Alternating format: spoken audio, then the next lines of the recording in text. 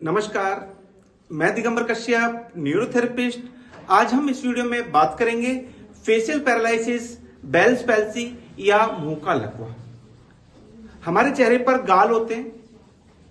गाल की मसल्स का काम होता है कि वो दोनों साइड से समान रूप से खींचकर रखे, तभी हमारा मुंह हंसते हुए भी सीधा नजर आता है। इसकी देखभाल हमारे ब्रेन से निकलने वाली 5वीं और 7वीं क्रेनियल नर्व करती है और ये हमारे चेहरे के दोनों साइड में होती है। यानी कि जो क्रेनियल नर्व है ये दोनों साइड में होती है और इसमें जो 5वीं और 7वीं क्रेनियल नर्व है वो हमारे चेहरे के गाल की मसल्स को खींचकर रखती है। इसी के कारण से हंसते हुए हमारा फेस सीधा लगता है। लेकिन कुछ कारणवश एक तरफ की क्रेनियल नर्व ठीक प्रकार से काम कर रही है और कुछ कारणवश दूसरी तरफ की क्रेनियल नर्व ठीक प्रकार से वर्क नहीं कर पा रही है, जिसके कारण से एक तरफ के फेस की मसल्स लूज पड़ जाती है और उस कंडीशन में फेशियल पैरालिसिस, मुंह का लकवा या बेल्स पैल्सी हो गया है, ऐसा कहा जाता है।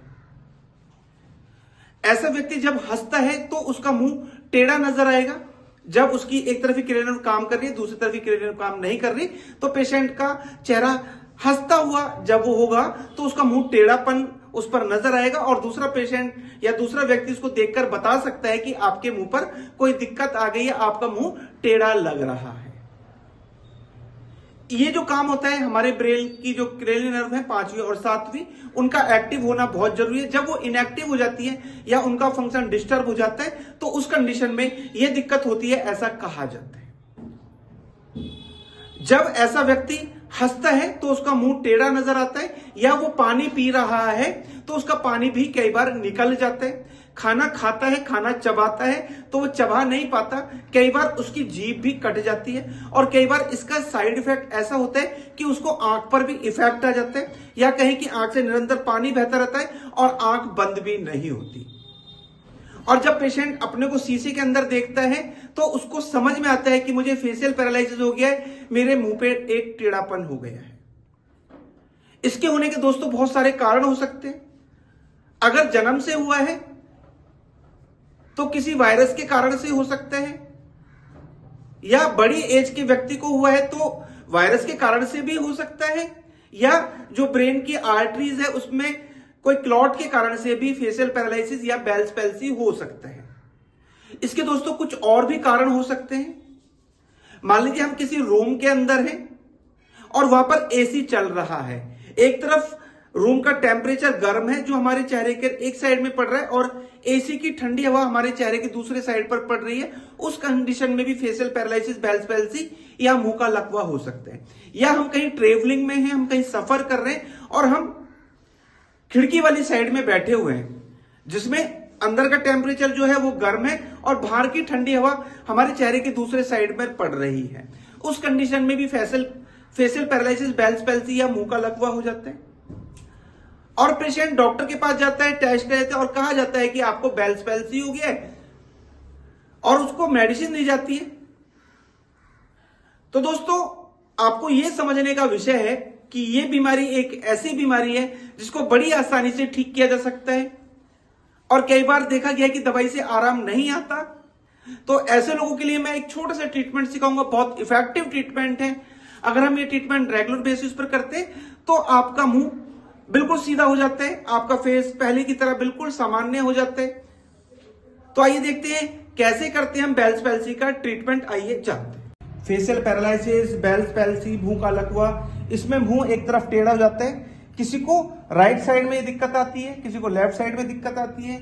ब्रेन से जो क्रेनियल नर्व आती है 5th और 7th नंबर की, उसमें दिक्कत आ जाने से फेशियल पैरालिसिस हो जाता है। उसके लिए बहुत इफेक्टिव ट्रीटमेंट, यहाँ देखेंगे कान के नीचे नर्व आते हैं, थोड़ा सा टैल्कम पाउडर लगाना, ऐसे दूसरी साइड। उसके बाद हमें अपने अंगूठे से रबिंग करना है।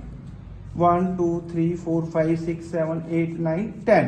पहले लेफ्ट साइड 10 टाइम्स, उसके बाद राइट साइड 1 2 3 4 5 6 7 8 9 10।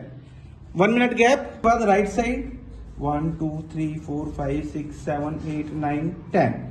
राइट 1 2 3 4 5 6 7 8 9 10। हमें 1 मिनट गैप देना है। उसके बाद देखेंगे 1 2 3 4 5 6 7 8 9 10 11 12 13 14। अब हमें 14 टाइम्स करना है। फिर राइट साइड 1 2 3 4 5 6 7 8 9 10 11 12 13 14। फिर हमें 1 मिनट गया, फिर से 14 टाइम्स काउंट करेंगे। 1 2 3 4 5 6 7 8 9 10 11 12 13 14। फिर राइट साइड 1 2 3 4 5 6 7 8 9 10 11 12 13 14। पहले लेफ्ट साइड फिर राइट साइड, यानी कि 10 टाइम्स किया हमने 1 मिनट गैप के बाद 2 बार, और ऐसा ही हमने 1 मिनट गैप के बाद करना है 14 टाइम्स। जब भी शुरू करेंगे लेफ्ट साइड से करेंगे, उसके बाद राइट साइड। फिर उसके बाद मान लीजिए किसी का जो ये दिक्कत हुई है, किसी का फेस हो गया है लेफ्ट साइड, यानी कि मुंह टेढ़ा हो गया इधर। अब हमें क्या करना है, इधर की मसल्स को खींचकर अपोजिट साइड में लाना है, यानी कि लेफ्ट से राइट में लाना है। वो करने का तरीका सबसे पहले ध्यान रखना है कि हमारे हाथ बहुत ज्यादा ड्राई ना हो, हमारे हाथ में कोई घड़ी या कुछ अंगूठी ना हो जिससे पेशेंट को फेस पे लगे, या हमारे नाखून बहुत बड़े ना हो। इस बात का आपको विशेष ध्यान रखना है, क्योंकि फेस की जो स्किन होती है बड़ी सेंसिटिव होती है, तो सबसे पहले किसी को नुकसान ना हो ये हमें ध्यान में रखना है। उसके बाद अपने हाथ से या कहें कि हाथों की उंगलियों से माथे से शुरू करना है, ऐसा 4 से 5 बार। लेफ्ट से राइट की तरफ को मसल्स के खींच के कान के पीछे की तरफ को लाकर छोड़नी है, इस प्रकार से। फिर यहाँ की मसल्स को, चिक्स की मसल्स को यहाँ नोज से इधर लाते हुए इधर कान के पीछे की साइड में बहुत धीरे धीरे सावधानी पूर्वक मसल्स को खींचकर अपोजिट साइड में लाकर छोड़ना। क्योंकि जैसे प्रारंभ में भी बताया है कि फेस एक तरफ टेढ़ा हो जाता है, लिप्स भी टेढ़े हो जाते हैं, जिससे पेशेंट को खाना खाने में, खाना चबाने में, पानी पीने में, खाना निगलने में बहुत कठिनाई होती है। तो जब हम ये ट्रीटमेंट करते हैं तो पेशेंट को इमीडिएटली बहुत अच्छा लगता है। और उसके बाद देखेंगे ये कान का ये वाला जो भाग है, कान का नीचे वाला भाग, ये जो बोन्स हड्डी नजर आती है यहाँ पे, यहाँ में अपने अंगूठे से ऐसे करके थोड़ा प्रेशर यहाँ पर थोड़ा ज्यादा रहेगा, और यहाँ थोड़ा प्रेशर देकर ऐसे दबाना छोड़ना है। ऐसा लगभग 6 बार कर सकते हैं। इस प्रकार से हम बेल्स पैल्सी फेशियल पैरालिसिस का ट्रीटमेंट बड़ी आसानी से कर सकते हैं। बहुत इफेक्टिव ट्रीटमेंट है, पहले दिन से जबरदस्त रिजल्ट आपको देखने को मिलेंगे। दोस्तों, अगर आपको फेशियल पैरालिसिस, बेल्स पैल्सी या मुंह का लकवा हो गया है तो आपको कुछ सावधानी रखनी है। अपने खाने में आपको वायु वाली चीज, खट्टी चीज, इसका परहेज करना है।